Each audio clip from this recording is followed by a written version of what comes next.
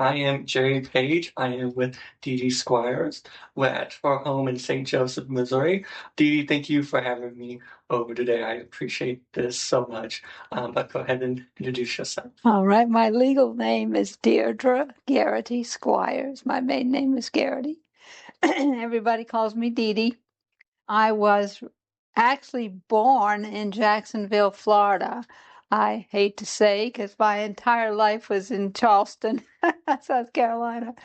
But at that time, a whole bunch of members of the Charleston Shipbuilding and Dry Dock Company moved to Jacksonville to build some ships or repair some ships with my grandfather, who was a renowned naval architect and worked with Jacksonville shipyards at that time.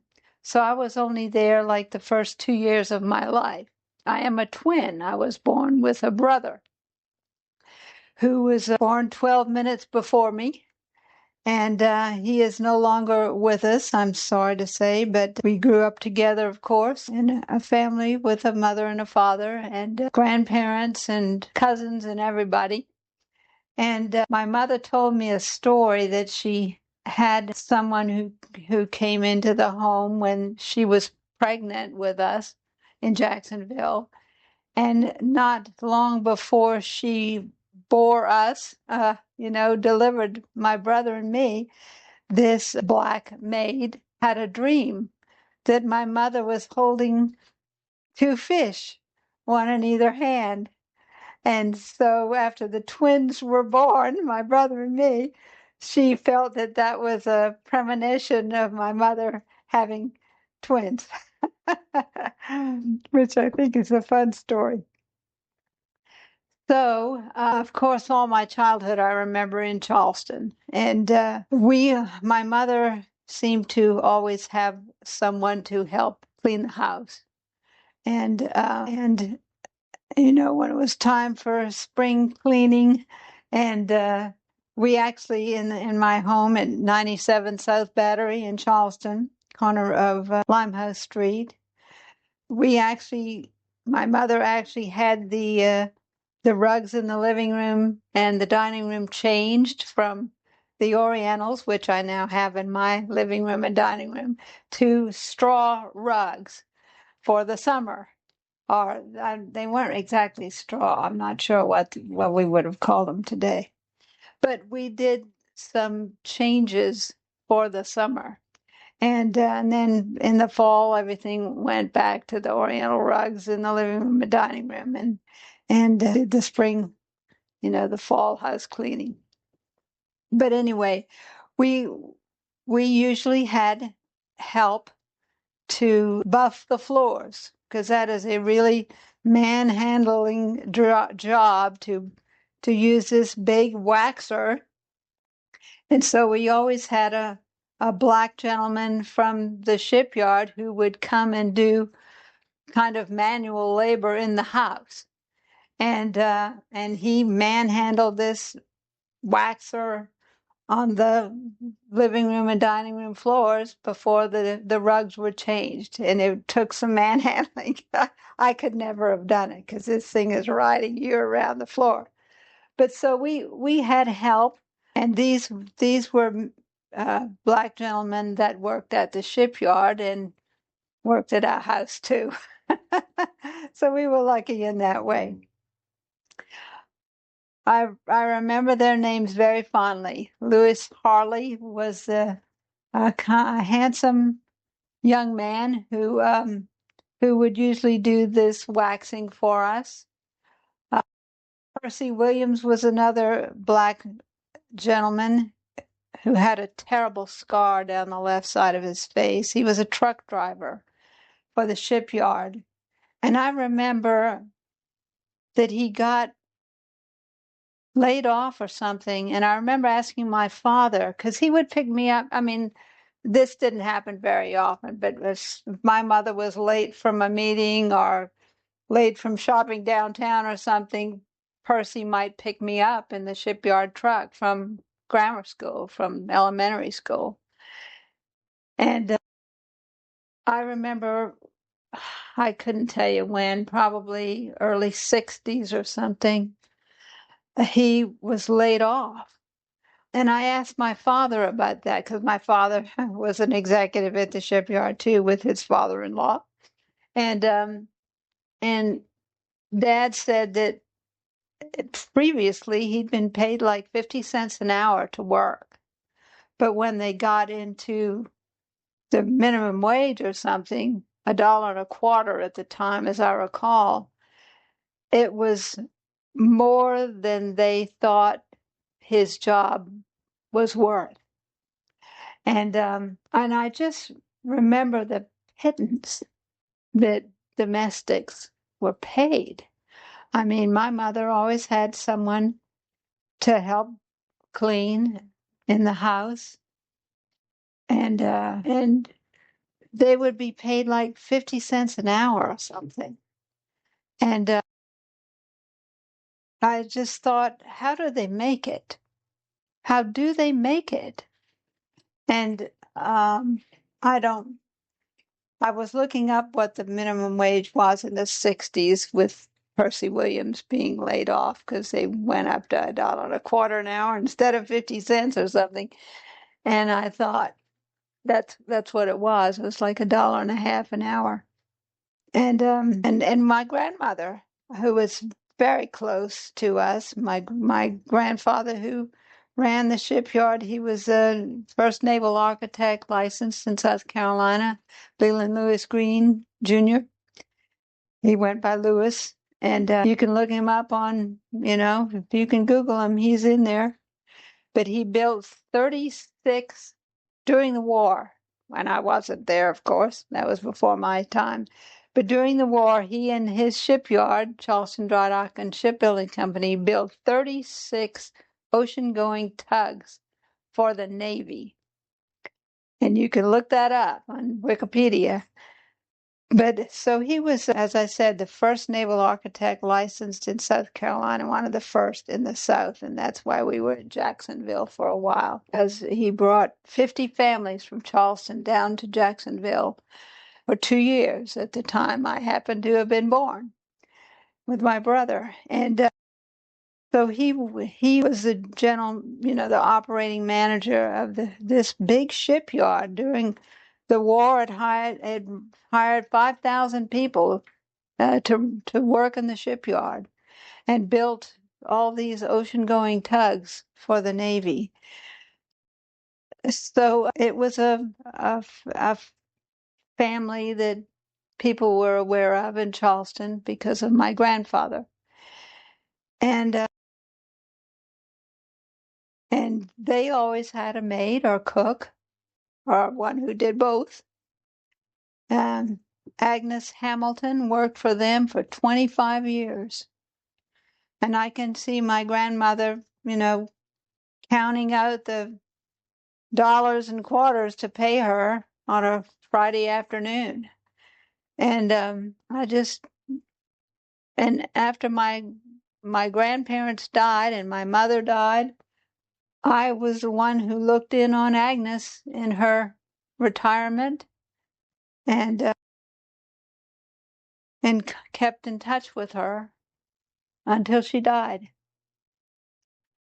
And actually, at the time she was dying, my mother was dying, so I wasn't able to to be as constant as I had hoped to be for her. But she was a big part of my life growing up. Went to the beach with us when we went to the beach in the summer. Cooked these big Saturday dinners for everybody. I mean, roast beef, rice and gravy, 3 vegetables, and all this in a hot kitchen at the beach with no air conditioning. I don't know how she stood it. But these were wonderful people, and they worked for years with my family. And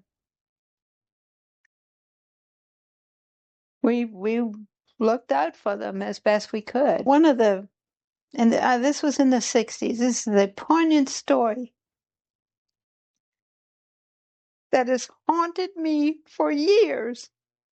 And maybe I've made much too much out of it. But I grew up as a Catholic. St. Mary's Church on Hazel Street in Charleston.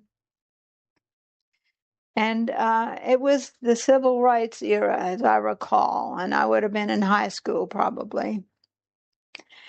And it was a Sunday, and I was at church with my parents. And my mother went to the communion rail, and I followed her to take communion, St. Mary's, on a Sunday morning. And she kneeled down at the altar rail, and there really wasn't room for me. I didn't think. To her left was a black lady, member of the church, and the space, I thought, was too narrow for me to crowd in and kneel down. So I hung back. My mother turned around, kneeling at the altar rail, turned around and looked at me like, well, aren't you going to come down and, kneel next to me? And I hung back because I would have been bumping in to the person to her left. And then in horror, I realized that this black lady to her left might have thought I didn't want to kneel down next to her. And that has haunted me for years, that I might have caused her harm in some way. At church, for crying out loud. I've never forgotten it. And I've always thought, well, dang it, Dee Dee, you should have just kneeled down. But I didn't. And I can still see that tableau in front of me. Because I would never do anything to hurt anybody's feelings.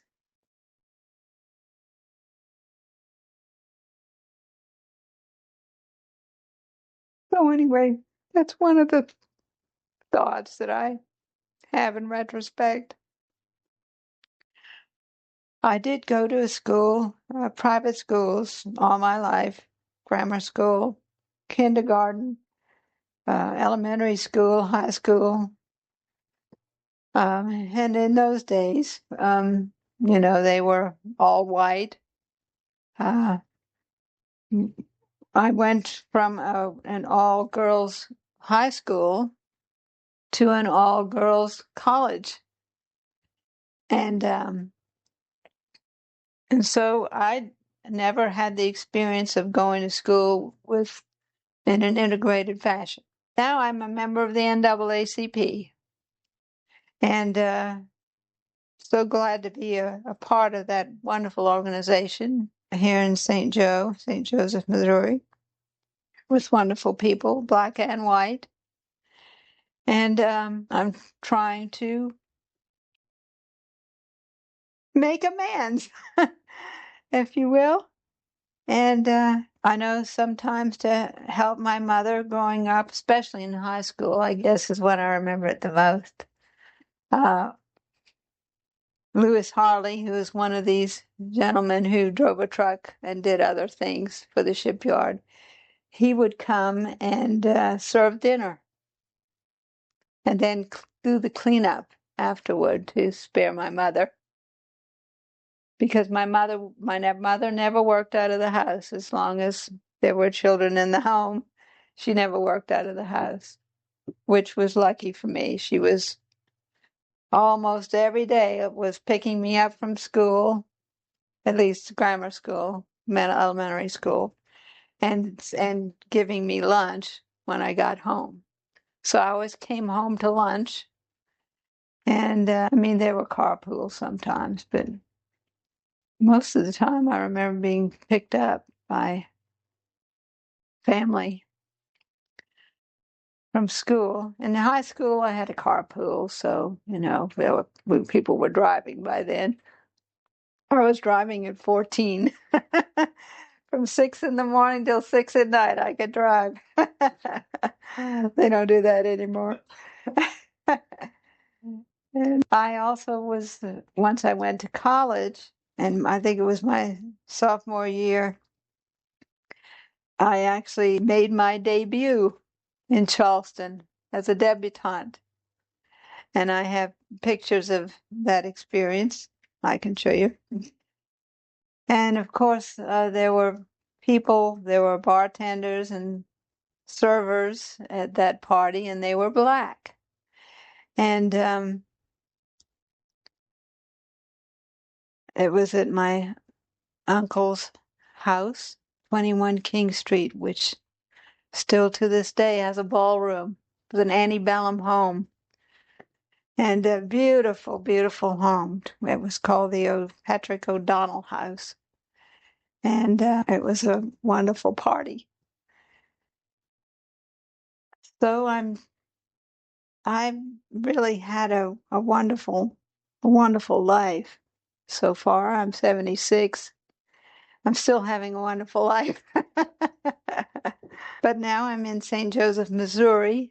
Life is different from it was in Charleston. Charleston is beginning to flood all the time with the heavy rain. I keep in touch with the city through the Post and Courier newspaper.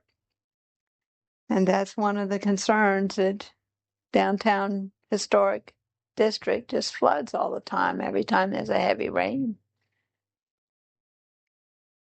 I don't see myself moving back there ever, but I do have wonderful, wonderful memories. And my uncle Buddy, my mother's brother, was a wonderful historic preservationist and head of he was president of the Historic Charleston Foundation and the Preservation Society, and he was very much involved in historic preservation in Charleston, and told wonderful stories about historic figures and things. And one of the things that I grew up with, which is a terrific experience thinking about it today, is that my grandmother, Mickey, and my grandfather, Papa, the one who was a naval architect, they had a Saturday dinner every Saturday at noon, and the family was expected to be there for Saturday dinner. Now, the only reason she could do that is because Agnes was in the kitchen cooking the dinner. A big, elaborate dinner, sometimes 2 meats, rice and gravy, vegetables, and it was a big production. But for the help in the kitchen, don't think that would have happened. But it kept the family very close, and because it would be my mother and father and my family, my brother and me, and it would be my Uncle Buddy, my mother's brother, his 3 girls and wife, and that wonderful dinner. And there would be libations before for the grown-ups, sitting in the library at my grandparents' house at 86 Murray Boulevard, right on the Battery in Charleston. A house that my grandfather built. He built it, and he took pictures of every step of the way. Their first Christmas in that house at 86 Murray Boulevard, which looks out over the Battery, their first Christmas was December 41. And yeah, that was their first Christmas. So the war started, and the shipyard got very busy building ocean-going tugboats for the Navy. One of those, historically, one of those tugboats, gosh, can't think of the name of it now. I think it was the first one that came off the ways, was the tugboat that towed the U-505 German submarine, from which the Enigma machine was captured. So that's a little bit of wonderful history from my grandfather's shipyard. And that U-505, the U-boat, German U-boat, is in the Chicago Science and Technology Museum today in Chicago. So you can see it. So a little bit of history. We had the shipyard actually owned a 65-foot Trumpy houseboat, which my grandfather got to use as his own, and to take business people out on and all. Trumpies were magnificent houseboats. They started building them like in the 30s. The presidential yacht, the Sequoia, is a Trumpy houseboat. It's longer than my grandfather's, but 65 feet still pretty big. And my brother and I and my parents went to Fort Lauderdale, Miami, to pick it up when it was bought and brought up the inland waterway to Charleston, all the way from Miami or Fort Lauderdale. And I remember that trip. And I would have been, 54, I think. I was just looking at the tropic logbook. It was 1954. So I would have been about 6, something like that. And we went, I don't even remember how long it took. But we also, looking back in the logbook, my brother Buzzy and I had a birthday party on the Tropic in the harbor with our schoolmates and teachers. That would have been about a 7-year-old birthday. And so we enjoyed having that yacht too. And of course, you had people who went on the yacht trips with you to cook and to act as steward or even pilot the boat. My grandfather did much of that piloting, but I was looking back, and Freddie was one of the pilots, one of the people who handled the steering of the yacht, and he was one of the black gentlemen who worked for the family and worked for the shipyard. And so he would have made that trip too, as well as Agnes, my mother's cook, and maybe one other person. So we had help, and the help seemed to always be black. I think there was another pilot for the another skipper of the Tropic that would also, who was a white guy. But these people we got to know them really well, and they were like family. And can't say I ever went to their houses, but they were very much a part of our homes.